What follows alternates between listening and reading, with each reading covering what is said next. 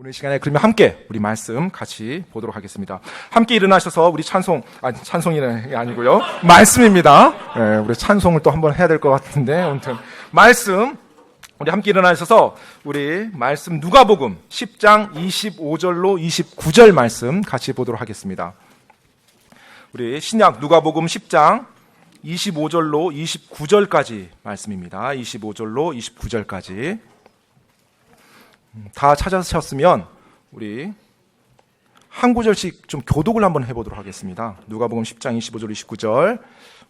지금 이제 영어 하시는 우리 형제자매님들 아마 통역기가 있을 텐데 혹시 옆에서 보시고 좀 챙겨주시고요. 영어 우리 네이티브 스피커들은. 자, 누가복음 10장 25절 29절. 제가 먼저 읽겠습니다. 보라, 어떤 율법사가 일어나 그분을 시험하여 이르되 선생님이여, 내가 무엇을 하여야 영원한 생명을 상속받으리까 하매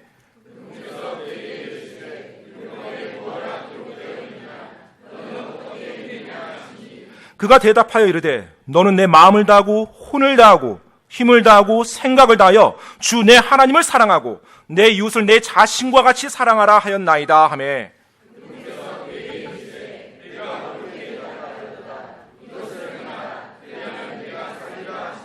같이 읽겠습니다. 시작. 그러나 그가 자기를 의롭게 만들려고 예수님께 이르되 그러면 내 이웃이 누구니까 하니. 아멘. 이 시간 말씀을 위해서 기도하겠습니다. 조신 하나님은 오늘 이 시간 하나님의 말씀을 중심으로 함께 모일 수 있도록 인도하시니 감사드립니다. 또한 저희들에게 당신의 말씀을 기록해 주시고 저희를 위해서 보존해 주신 그 놀라운 하나님의 능력을 이 시간 찬양합니다. 하나님, 저희가 그 귀한 말씀을 폈습니다. 그 말씀 가운데 저희들에게 말씀하여 주시옵시고 또 그 말씀을 통해 저희들의 삶이 변화되게 도와주시고 그 말씀을 통해 아름다운 그리스도의 향기가 저희들의 마음, 저희들의 삶 속에서 울려 퍼져 나갈 수 있도록 하나님께서 역사해 주시옵소서. 하나님, 이 세상에 많은 것들이 혼돈되어 있고 이 세상에 많은 것들이 흩어져 있고 이 세상에 많은 것들이 무너져가고 있는 마당에 오직 당신의 말씀만이 그 모든 것의 해결 책임을 이 시간 고백합니다. 당신의 말씀으로 당신의 사람들을 하나님께서 부흥시켜 주시옵소서. 이 시간 온전히 주님께 이 모든 시간을 의탁하올 때 성령님께서 주관하사 말씀을 전하는 자나 듣는 자나 모두가 주님 안에서 하나 되게 도와주시고 오직 하나님의 말씀만이 서는 그 시간이 될 수 있도록 하나님 역사해 주시옵소서. 이 시간 온전히 주님께 의탁하올 때 예수님 이름으로 기도드립니다. 아멘. 감사합니다. 자리에 앉아주시고요. 오늘 우리가 읽은 이 구절은 많은 그리스도인들이 선한 사마리아인이라고 알고 있는 그 내용의 배경이 되는 구절이에요.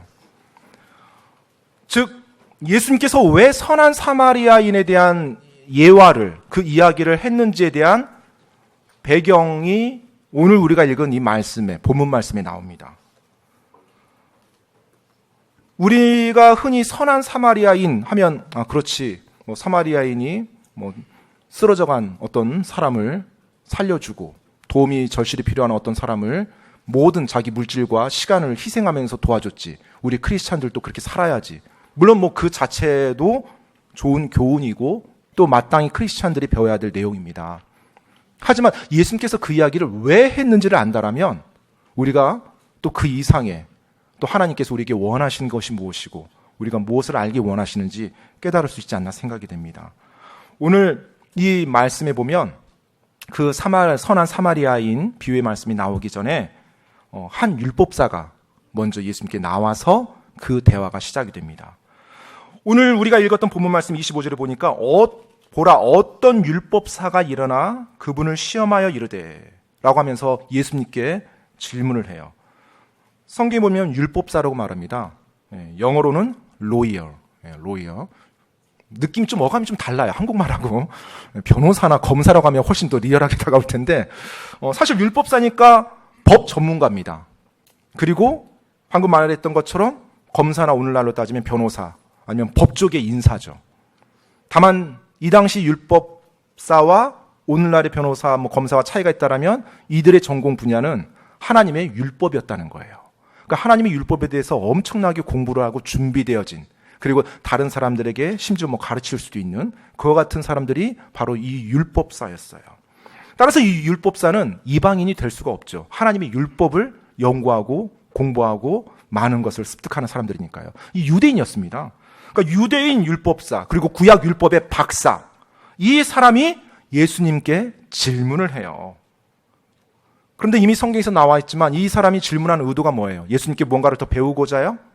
아닙니다. 성경에서는 25절에 보면 이 율법사가 그분을 시험하여 이르되 라고 했어요. 그러니까 예수님께 질문을 한 의도가 뭐예요? 자기가 뭔가 모르는 걸 알고 싶어서요? 어떤 조언을 구하기 위해서요? 아니에요. 예수님을 시험하기 위해서예요. 내가 율법 박사인데, 내가 율법에 대한 전문가인데 저 사람 얼마나 아는지, 그리고 혹시 내가 또 논쟁까지 하면 한번 또 이겨보는 거죠. 예수님을 시험하기 위해서 질문했어요. 자, 근데 이제 시험하기 위해서 질문한 질문이 이겁니다. 선생님이요, 내가 무엇을 하여야 영원한 생명을 상속받으리까? 라는 질문을 예수님께 합니다. 내가 무엇을 하여야 영원한 생명을 상속받으리까? 이 질문 한마디로 율법사가 어떤 생각을 가지고 있고 어떤 사람인지 대략 짐작할 수 있어요. 일단 이 율법사는 영원한 생명을 얻는 데 있어서 무엇을 하면은 영원한 생명을 얻는다는 개념을 가지고 있었어요. 즉, 자기가 무언가를 해서 하나님 말씀에, 하나님께 딱 마음에 들면 영원한 생명을 얻는다라는 개념을 가지고 그 질문을 합니다. 자, 근데 여러분, 내가 무언가를 행해서, 내가 무언가를 잘해서 영원한 생명을 얻는다라면 그것이 은혜입니까? 업적입니까? 업적이죠. 업적이면 그거 내가 자랑할 수 있어요? 없어요? 자랑할 수 있지요. 그러면 하나님께 감사할 이유가 있어요? 없어요? 없어요. 왜요? 내가 잘해서 한 건데, 내가 잘해서 영원한 생명 얻었는데 무슨 감사해요? 그리고 영원한 생명을 갖지 못한 사람들은 어떻게 볼까요? 나보다 못한 사람. 아마 이 율법사의 개념에 그런 게 있지 않았나 생각이 돼요. 그러니까 이런 질문이 나올 수밖에 없거든요. 따라서 이 율법사의 이 질문 통해서 이 율법사는 구원을 받지 못한 사람이에요.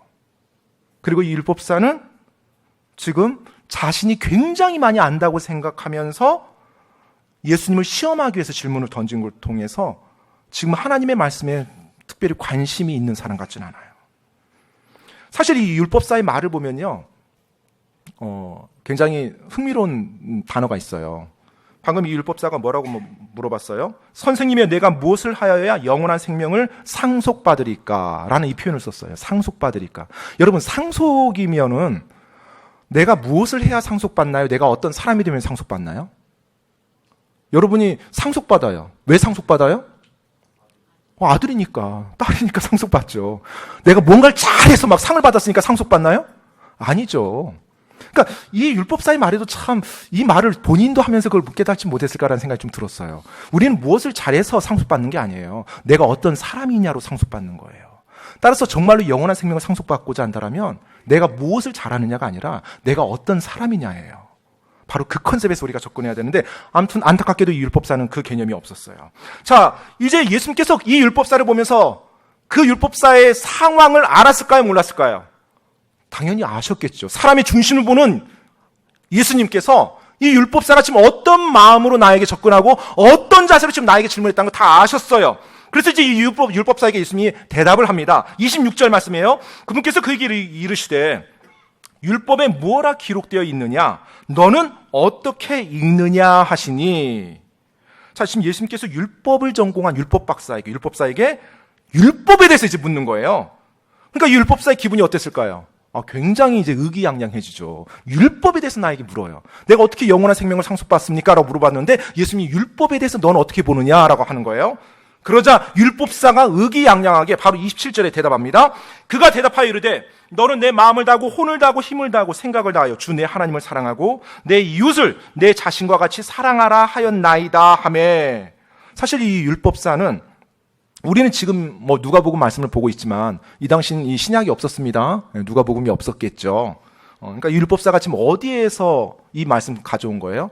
바로 구약의 모세 오경에서 이거 가져온 거예요. 그러니까 율법에 대해서 머릿속에 외우고 있었어요. 그러면서 바로 신명기 나중에 보시면 찾아보세요. 6장 5절 그리고 레위기 19장 18절 말씀을 가장 중요한 핵심되는 그 말씀을 딱 가지고 대답하는 겁니다. 그러니까 율법에 대한 박사였어요. 그러자 이제 예수님이 율법사가 그렇게 말한 걸 듣고 이제 그 다음 예수님이 말씀합니다. 이 말씀이 중요해요. 누가복음 10장 28절에 뭐라고 말했어요? 그분께서 그에게 이르시되 내가 옳게 대답하였도다. 예수님께서 칭찬해 줬어요. 옳게 대답했다. 맞다. 옳게 대답했다. 이것을 행하라. 그리하면 내가 살리라 하시니라. 예수님께서 뭐라고 말씀하셨어요? 이것을 행하라. 그리하면 내가 살리라. 이 말씀 잘못 들으면요, 행하면 사니까 이것을 행하면 영원한 생명을 상속받는다라고 이해할 수 있습니다. 그래서 행위 구원을 가르치기에 이 구절만 가지고 설명하면 충분히 설명이 돼요. 그런데 여러분, 예수님께서 그동안 어떻게 가르치셨어요? 구원을 어떻게 받고, 사람의 죄 용서 어떻게 받고, 영원한 생명 어떻게 얻는다고 예수님께서 말씀하셨어요? 다른 모든 복음서와 모든 성경 구절에서 제가 모든 시간 관계상 펴볼 수는 없고 요한복음에서만 딱 두 구절만 이렇게 말씀드릴게요. 모든 다른 구절도 역시 같은 맥락인데, 요한복음 5장 24절에 보면 진실로 진실로 내가 너에게 이르노니 내 말을 듣고 또 나를 보내신 분을 믿는 자는 영존하는 생명이 있고 또 정죄에 이르지 아니하리니 사망에서 생명으로 옮겨졌느니라. 자, 지금 뭐라고 말씀하는 거예요? 예수님께서 뭐라고 말씀했어요? 뭘 행해야 된다고 했어요? 뭘 믿는다고 했어요? 믿는다고 한 거예요. 뭘 믿어요? 내 말을 듣고 또 나를 보내신 분을 믿는 자, 즉 예수님과 그 예수님 보내신 하나님을 믿으면 영존하는 생명을 받는다고 말하고 있어요. 또 요한복음 6장 47절에 보면 진실로 진실로 내가 너에게 이르노니 나를 믿는 자에게는 영존하는 생명이 있느니라. 뭐라고요? 누구에게 영존하는 생명이 있다고 그래요? 나를 믿는 자. 나가 누구예요? 예수님이에요. 예수님께서 하나님이심을 믿는 거, 예수님이 나의 죄를 위해서 죽어주시고 부활하신 하나님이심을 믿는 거, 하나님의 어린 양이심을 믿는 거, 그 믿음으로 영존한 생명 얻는다고 말했지, 너가 율법 지키면 영존한 생명 얻는다, 너가 착하게 행동하면, 너가 이것을 행하면, 이렇게 말한 적이 한 번도 없었어요. 그런데 지금 오늘 우리가 읽은 이 본문 말씀 누가복음에서는 뭐라고 말하고 있어요? 너가 이것을 행하면 살리라. 여러분, 예수님께서 왜 그렇게 말씀하셨을까요? 왜? 성경에서 지금 예수님께서 율법을 행하면 산다고 그랬어요. 율법을. 율법이 주어진 목적이 뭐죠? 성경에서. 예수님께서 왜 그 율법을 지키며 산다고 그 율법사에게 말을 했을까요? 율법이 우리에게 주어진 것은 구원을 위한 것이 아니라 무엇을 위함이에요? 내가 죄인이라는 것을 깨닫기 위해서 주어졌다고 성경에서 계속 말하고 있어요. 몇 구절만 제가 그것도 여러분을 위해서 읽어드리겠습니다. 갈라디아서 3장 11절 말씀이에요. 갈라디아서 3장 11절. 그러나 하나님의 눈앞에서는 아무도 율법으로 의롭게 되지 못할 것이 분명하니 의인은 믿음으로 살리라 하였느니라. 자, 뭐라고요? 하나님의 눈앞에서는 율법으로 의롭게 될 수 있는 사람이 있다고 그래요? 없다고 그래요? 없어요. 아무도 없어요.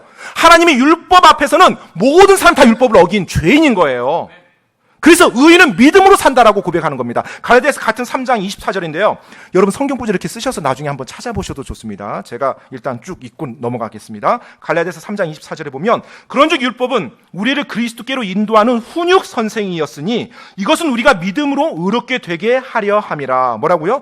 율법은 우리를 구원하는 것이 아니라 우리를 예수님께로 인도하는 훈육 선생이에요. 선생님이에요. 따라서 내가 죄인이라는 사실을 깨닫고 그럼 내가 어찌하오리까 하면서 바로 구원자를 찾도록 인도하는 훈육 선생님이 율법입니다.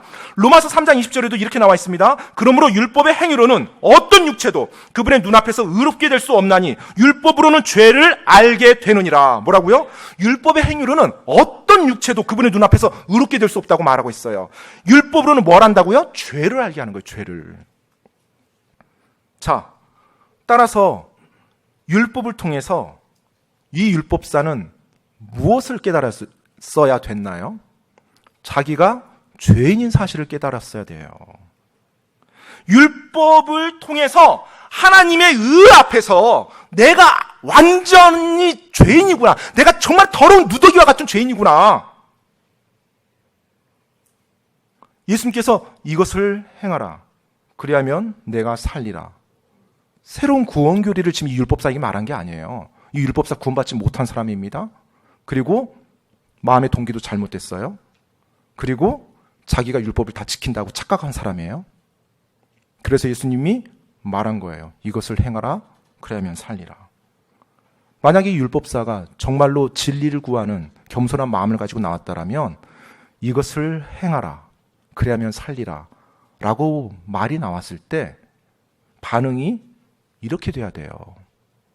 예수님, 사실 제가 죄인입니다. 제가 그 말씀 못 지킵니다. 제가 정말 마음을 다하고 혼을 다하고 힘을 다하고 생명을 다해서 하나님 섬기려고 하는데 안 됐어요. 내 이웃을 내 몸처럼 저 사랑 못했습니다. 예수님, 제가 어떻게 해야 됩니까? 예수님, 제가 어떻게 해야 돼요? 이 율법사의 반응이 이렇게 나와야 되는 거예요. 그런데 율법사 어떻게 나와요? 그 다음 구절 한번 읽어볼까요? 자, 그 다음 구절에 누가복음 10장 29절입니다. 그러나 그가 자기를 의롭게 만들려고 예수님께 이르되 그러면 내 이웃이 누구니까 하니. 예수님께서 이 율법사의 마음을 분명 보셨을 텐데, 아셨을 텐데 얼마나 마음이 안타까웠을까요? 자기 의와 교만과 그 죄로 똘똘 뭉쳐서 구원도 못 받은 상태로 지금 구원자인 자기 앞에 와서 소위 말해서 율법 가지고 시험하고 있는 그 더럽고 부패한 마음을 가진 율법사를 보고요. 전혀 지금 개념 파악이 안 되는 거예요. 지금 율법사는요. 이것을 행하라 그리하면 내가 살리라고 말했더니 저 그거 행하는데요? 이렇게 말하는 거예요. 저 그거 행하는데요? 그러면서 방금 29절에 율법사의 또 자세가 어떻게 돼요? 그가 자기를 의롭게 하려고 하고 있어요. 의롭게 하려고. 자기를 어떻게 한다고요? 의롭게 하려고. 의롭게 하려고 뭘 했다는 거예요? 내 이웃이 누구니까 하고 물어봤다는 거예요. 그럼 여러분 한번 지금 이 성경 말씀 이렇게 진행되는데 잘 한번 생각해 보세요. 예수님께 이 질문을 한 이유가 자기를 의롭게 하려고 이 질문을 했다는 거예요. 그러면 지금 이 사람의 의도는 무슨 의도예요? 예수님, 제가 그 하나님을 온 마음 다해서 사랑하고 이웃을 내 몸같이 사랑하는 거 사실 제가 다 지켜요. 그런데 예수님, 혹시 이웃이라는 것에 대한 범주, 이웃이란 영역은 예수님 어떻게 생각하세요? 저는 지금 하나님 사랑하고 이웃 사랑하는데 뭐 이웃에 대한 생각은 어떠세요? 딱 이렇게 물어보는 거예요. 근데 이 당시 여러분 그 율법사 유대인들은 이웃이란 개념이 통념적으로 자기 민족이었어요. 유대 민족만 이웃이라고 한정했습니다. 그러니까는 유대 민족이 아니고 이방인들이나 뭐 사마리아인들이나 이런 사람들은 어떻게 해요? 뭐 성경에도 가끔 나오지만 개와 비교를 했어요. 그러니까 자기들의 어떤 선민의식, 그리고 이웃이면 자기와 같은 급, 자기 민족이에요. 그러니까 분명히 율법사가 예수님께 물어봤을 때 그 질문에 대한 대답이 자기랑 같은 범주가 나올 거라고 기대를 했을 거고요. 그 범주가 같다라면 거봐요, 예수님, 저 이웃 맞아요. 그 사람들 제 이웃이에요. 저 사랑해요. 그러면 어떻게 돼요? 자기의 의가 확고해지죠. 하나님을 사랑하고 이웃을 사랑하는 그 율법에 대해서 퍼펙트하게 예수님 앞에서 자기가 지키고 있다고 말할 수가 있죠. 어쩌면 그 의도로 하나님 사랑하고 이웃은 누구예요, 예수님? 어쩌면 유대인의 전통적인 관념에서 유대인 뭐 유대인들이지, 이웃은 유대인들이지, 이런 대답을 기대하면서 물어봤을 거예요. 자, 이제 그 시점에서 예수님이 이 율법사의 질문을 듣고 했던 말씀, 이야기가 우리가 알고 있는 선한 사마리아인이에요. 선한 사마리아인에 대한 그 이야기가 나오는 바로 문맥이 이 부분에서입니다. 따라서 여러분, 지금 선한 사마리아인을 예수님이 누구에게 해주는 거예요? 구원받지 못한 율법사, 자기 이후로 똘똘 뭉친 율법사, 교만 가운데, 죄 가운데 똘똘 뭉친 그 율법사에게 이 선한 사마리아인 이야기를 해주는 거예요. 즉 구원받지 못한 이 율법사가 하나님의 말씀하신 이웃이 무언지를 정확히 알므로 그가 가지고 있는 그 율법에 대한 개념, 그가 가지고 있는 자기가 의롭다는 그 개념, 그 개념을 완전히 산산조각 깨면서 그가 주님 앞에 나오도록 하기 위해서 그 선한 사마리아인이라는 놀라운 이야기가 전개되는 거예요. 여러분, 선한 사마리아인 이야기 다 아시나요? 내용 아세요? 예. 아시더라도 잠깐 그 내용을 한번 읽어보겠습니다. 누가복음 10장, 오늘 본문 말씀 그 다음에 이어서 나옵니다. 10장 30절로 37절입니다. 30절로 37절, 누가복음 10장 30절로 37절입니다. 자, 제가 이것도 교독을 좀 하겠습니다. 알겠죠? 구절이 기니까 교독을 하겠습니다. 제가 먼저 읽겠습니다. 예수님께서 대답하여 이르시되 어떤 사람이 예루살렘에서 여리고로 내려가다가 강도들을 만나매 그들이 그의 옷을 벗기고 그에게 상처를 입혀 그를 반쯤 죽이고 떠나갔느니라.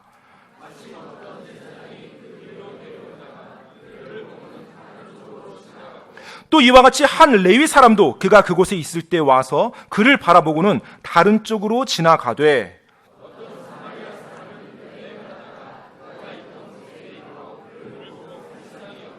그에게 가서 기름과 포도즙을 붓고 그의 상처를 싸매며 그를 자기 짐승에 태워 여관으로 데려가 돌보아 주고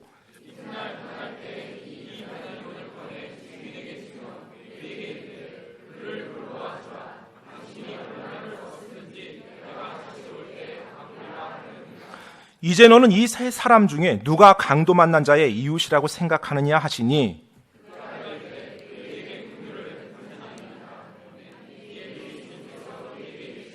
가서 너도 그와 같이 하라 하시니라. 아멘.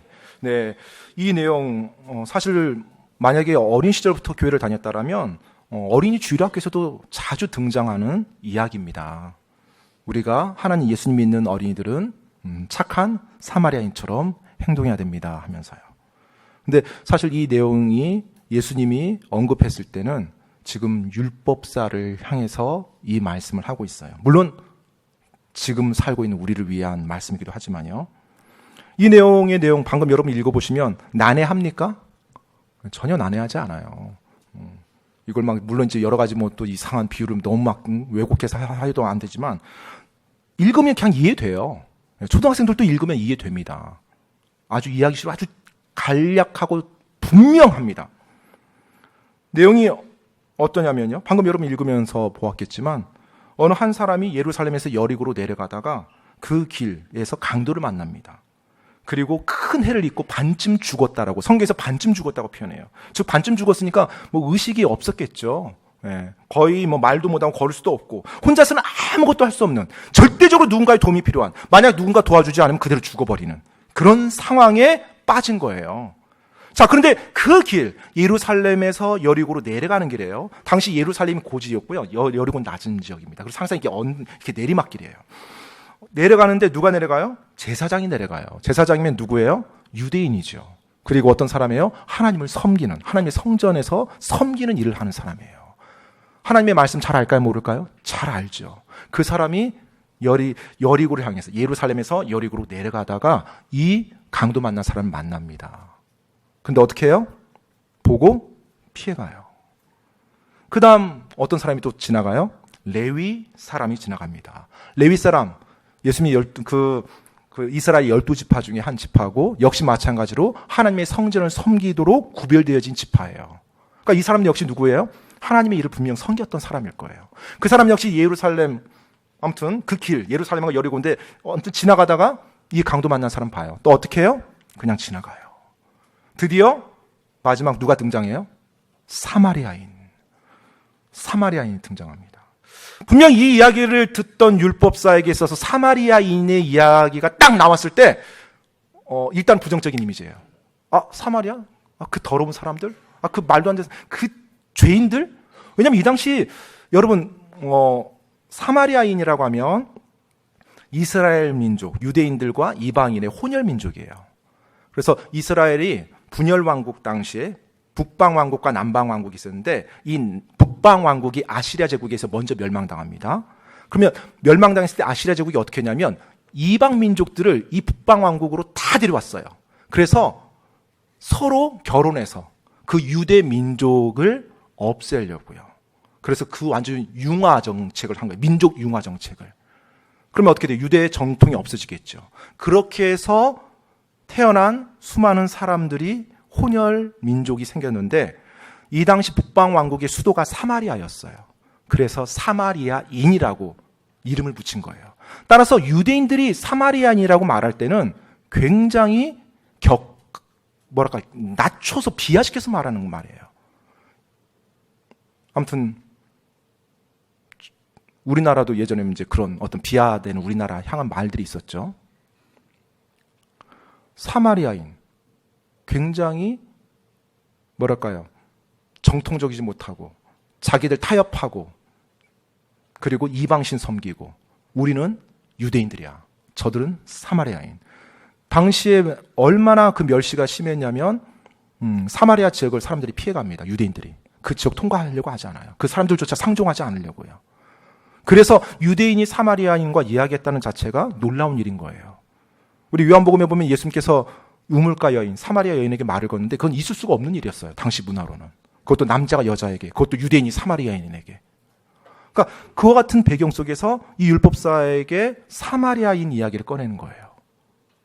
그 더럽고 그리고 하나님을 버린 그리고 그 혼혈 민족, 굉장히 멸시하는 그 사마리아인이 등장해서 어떻게 해요? 예수님의 이야기 속에서는 그가 바로 강도당한 사람을 시간과 물질과 정성을 다해서 도와줍니다. 그러면서 그 이야기를 예수님이 딱 끝마쳐요. 그리고 나서 율법사에게 묻습니다. 누가복음 10장 우리가 방금 읽었던 37절에 보면 그가 이르되 그에게 예수님이 누가 이웃이냐라고 말을 하죠. 이제 36절입니다. 이제 너는 이 세 사람 중에 누가 강도 만난 자의 이웃이라고 생각하느냐 하시니 37절에 그가 이르되 율법사가 말하는 거예요. 율법사가 말할 때 그에게 긍휼을 베푼 자니이다 하매 이에 예수님께서 그에게 이르시되 가서 너도 그와 같이 하라라고 말씀하세요. 율법사가 대답을 피할 수가 없죠. 누가 강도당한 사람에게 이웃이 되느냐라고 했을 때 그에게 긍휼을 베푼 자니이다. 대답을 그렇게 할 수밖에 없는 질문이었고요. 그 대답이 끝나자마자 예수님이 율법사에게 말합니다. 뭐라고요? 가서 너도 그와 같이 하라. 다시 한번 말씀드립니다. 지금 예수님이 율법사에게 가서 그와 같이 하면 영원한 생명 받는다고 지금 말한 건가요? 문맥에서 이제 아시겠죠? 때때로 많은 분들이 이 말씀 가지고 이 비유를 가지고 행위 구원, 율법대로 지키면 구원받는다는 표현을 가끔 써요. 그거 완전히 잘못된 겁니다. 지금 예수님이 여기서 이 말 왜 했어요? 율법사가 지금 정확히 깨달으라고요. 율법사가 지금 가서 그렇게 할 수 있어요, 없어요? 할 수 있어요, 없어요? 못해요. 못합니다. 하나님의 사랑도 모르고 예수님도 모르고 자기가 그동안 이렇게 해왔어요, 안 해왔어요? 안 해왔어요. 그러니까 가서 너도 그와 같이 하라. 예수님이 말씀하실 때 정말로 율법사가 정말로 영원한 생명에 대해서 알고자 하는 겸손한 마음이 또 어떻게 했을까요? 예수님, 저는 정말로 그렇게 하지 못했습니다. 예수님, 저는 그렇게 할 수도 없을 것 같아요. 제가 그렇게 못하는데 어떻게 해야 돼요? 예수님, 영원한 생명을 상속받고 싶은데, 영원한 생명 받고 싶은데 제가 어떻게 해야 됩니까? 하고 예수님 앞에서 울부짖고 예수님께 구해야 돼요. 자기가 주님 앞에서 자기 자신 내려놓고 나와야 되는 상황이에요.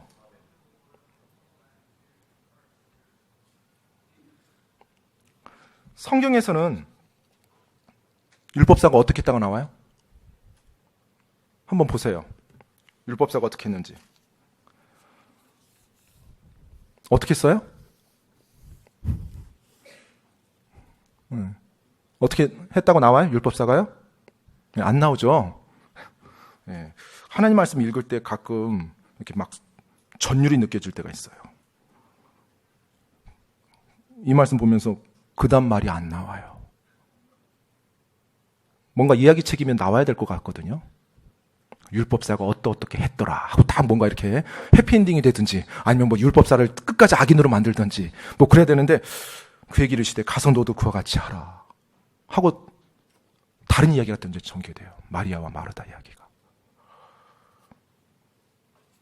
나중에 천국 가보면 알겠죠. 거기서 그 율법사 볼지 안 볼지. 없으면 이때 안 믿은 걸 거고 있으면 이때 율법사가 했구나. 그런데 여러분, 하나님께서 이 말씀을 여기서 딱 마무리를 하십니다. 예수님께서요. 이 말씀 마무리하세요. 사실 이 율법사는 자기 내용이 영원하신 하나님 말씀이 기록됐다는 것도 몰랐을 거예요. 그렇죠? 지금 2000년 후에 살고 있는 우리들은 지금 이 내용을 알고 있어요. 하나님께서 이 말씀 율법사를 위해서 썼을까요? 우리를 위해서 썼을까요? 지금 잊고 있는 나를 위해서 쓴 거죠. 그럼 지금 하나님의 말씀에서 예수님께서 성경 말씀 통해서 말씀합니다. 가서 너도 그와 같이 하라. 이 말씀을 딱 읽고 하나님이 지금 여러분에게 뭐라고 말씀하고 있습니까? 가서 너도 그와 같이 하라. 혹 내가 이제까지 예수님을 한 번도 영접하지 못한 사람이라면 주님, 제 힘으로는 하지 못합니다. 주님, 저는 그거 할 수도 없고요. 능력도 안 되고요. 어떻게 제가 그렇게 합니까? 주님, 이 가련한 죄인을 용서해 주십시오. 당신의 말씀에 비춰봤을 때 제가 전혀 의롭지 못합니다. 주님, 제가 어떻게 해야 됩니까? 만약에 여러분이 예수님을 이제까지 한 번도 영접하지 않았다면 지금 하나님께서 여러분에게 그렇게 말하고 있어요. 가서 너도 그와 같이 하라. 예수님 앞에 나오시기 바랍니다. 그리고 내가 주님 앞에서 죄인이라는 걸 인정하시고 나를 위해서 죽어주시고 묻히시고 벌하신 그 예수님을 제가 믿기 원합니다. 제 죄 용서받기 원합니다. 저희 모습이 정말로 추하고 죄로 똘똘 뭉쳤고 제 나름대로 착하게 산다고 살았지만 하나님 앞에서 저는 완전히 추한 죄인입니다. 주님, 저에게 긍휼을 베풀어 주시고 저를 도와주세요라고 나와야 돼요. 오늘 이 자리에 계신 많은 분들이 구원받으신 분들일 건데요. 예수님을 살아오면서 어느 한순간 개인의 구원자를 영접하고 죄 용서를 구했던 여러분에게 있어서 가서 너도 그와 같이 하라라는 이 말씀은 어떻게 나옵니까?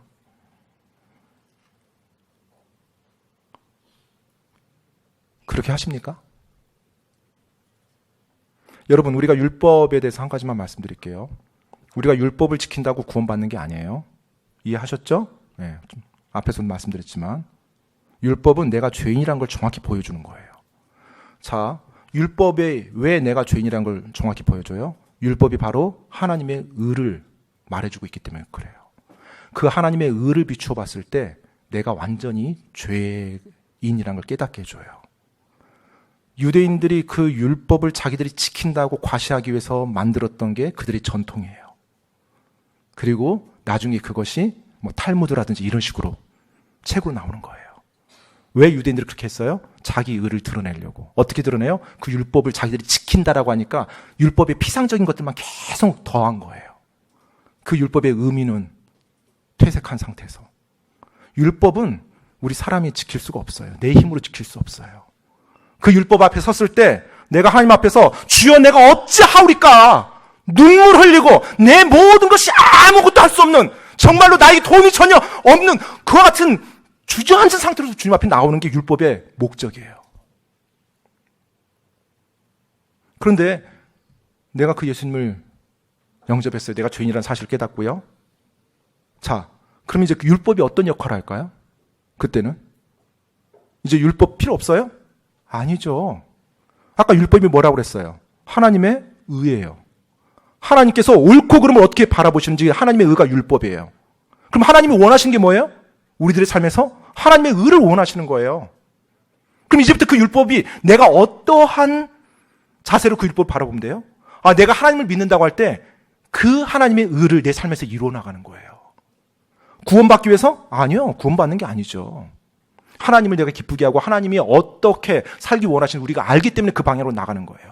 도둑질하지 말라, 살인하지 말라. 내가 구원받았어요. 자, 그러면 이제 그 기준이 어떻게 돼요? 예전에는 그냥 막연하게 생각했는데 아, 하나님께서 원하신 게 이거구나. 그래서 내가 그 삶을 살아가는 거예요. 구원받기 위해서? 아니요. 내가 그분을 사랑하고 그분을 믿었기 때문에. 자, 그런데 이제 문제가 있어요. 구원받았지만 이제 율법이 하나님의 의라는 거 알았어요. 그 말씀대로 살려고 하지만 내가 구원받았어도 성령님 안에서 살지 않는다면, 성령님을 내가 무시하면서 산다면, 내 육신의 이기적인 욕망과 내 육신 가운데 살아간다면 그게 될까요? 안 될까요? 안 돼요. 그러니까 때때로 사람들 율법에 대해서 부정적인 의식을 가지고 있는 것이 구원받아서 자기가 이제 저렇게 무조건 살아야 된대. 무조건 살아야 된대. 뭘 무조건 살아요. 무조건 안 살아지지. 내 육체적으로는, 내 육신의 힘으로는 율법이 안 사라져요. 그럼 어떻게 해야 돼요? 구원받았으니까? 그 율법을 지킬 수 있는 능력이 내 안에 생겼어요. 뭐예요? 성령 하나님이요. 이제부터 내 안에 누가 사셔요? 예수님이 사셔요.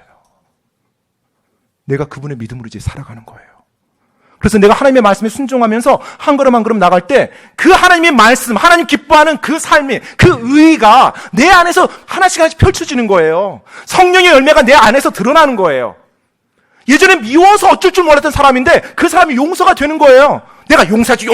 이게 아니에요. 하나님을 내가 사랑하고 하나님의 은혜가 얼마나 놀라운지 내가 깨닫고 그분에 대해서 감사하면서 그 말씀에 순종하면서 살다 보니까 그게 용서가 되는 거예요.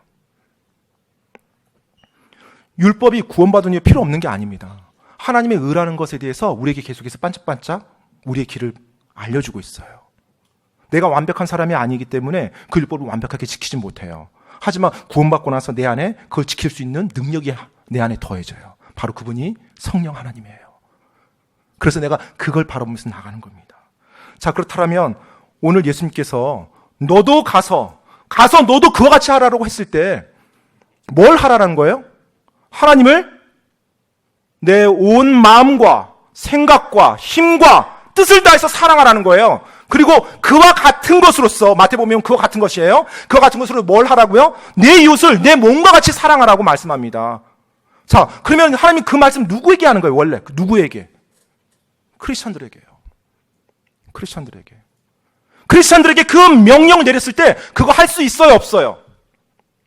할 수 있어요, 없어요?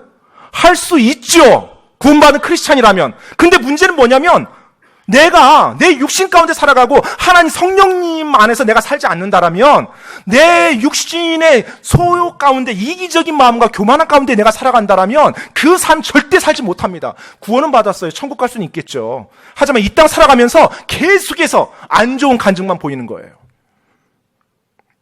내 안에 능력이 있어요. 예수 그리스도의 능력이 내 안에. 이제 내가 그 삶 살 수 있어요. 어떻게 하면요?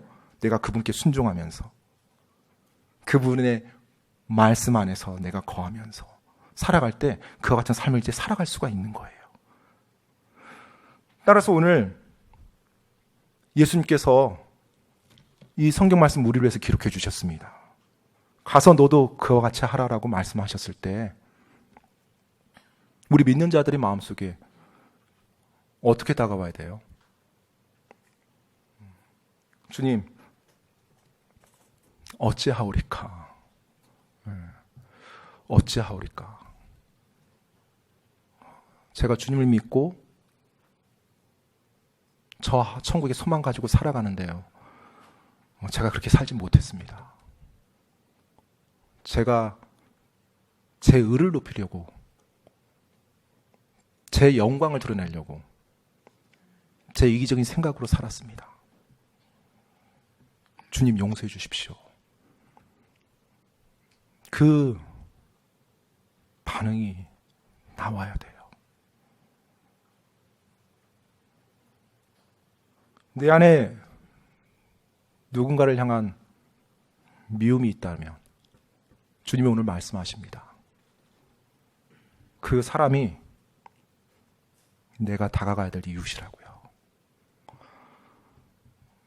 내 안에 누군가를 멸시하는 마음이 있다라면 오늘 이 예수님의 말씀이 나에게 말하고 있는 거예요. 그 사람이 내가 다가가야 될 그 이웃이라고요. 예수님, 저는 못해요. 전 못해요. 예수님 믿고 구원 받았지만 전 그렇게까지는 못해요. 전 그런 사람도 아니고요. 맞아요. 여러분 못해요. 저도 못하고요.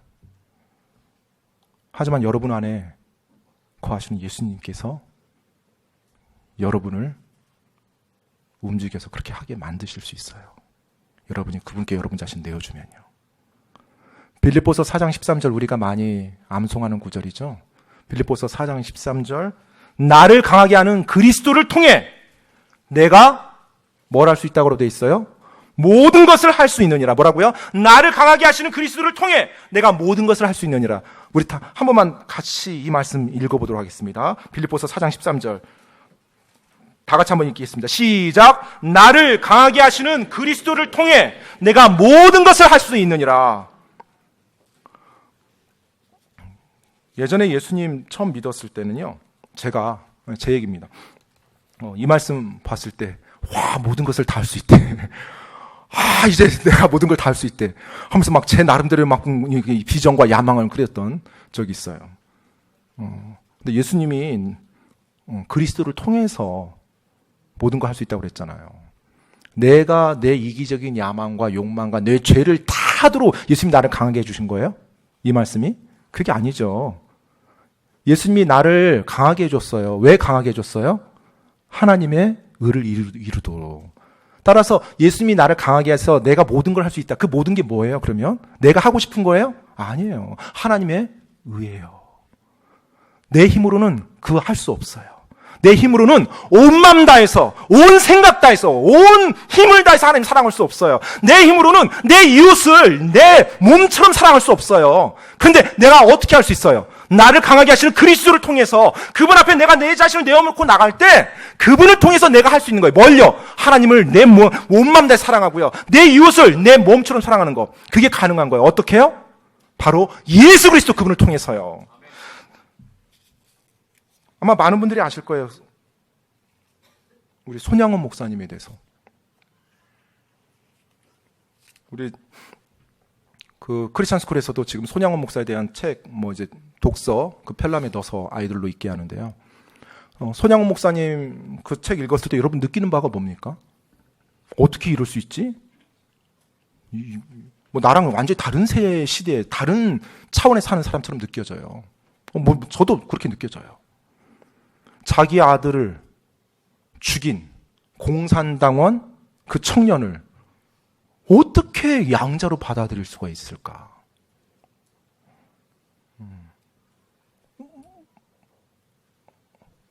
그렇게 어떻게 하지?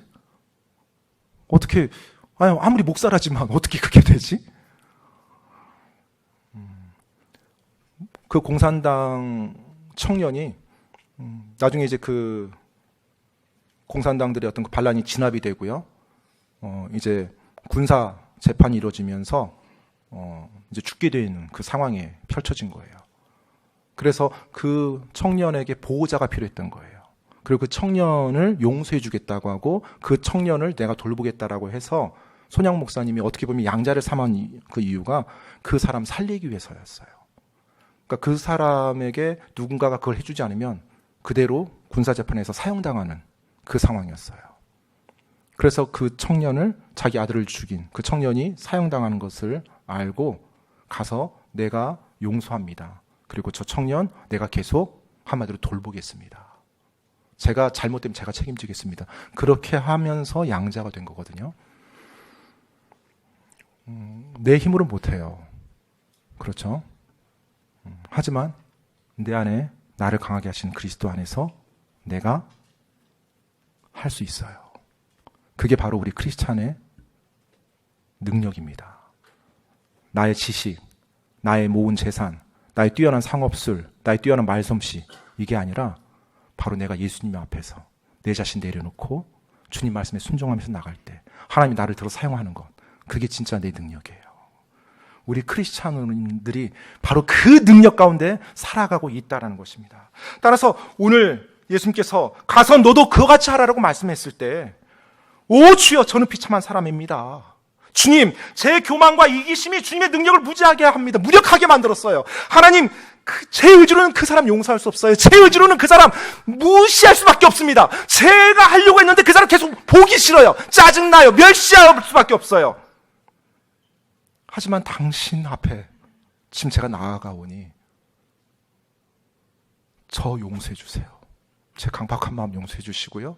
주님, 당신 믿으면서 나가겠습니다. 주님, 저 도와주세요.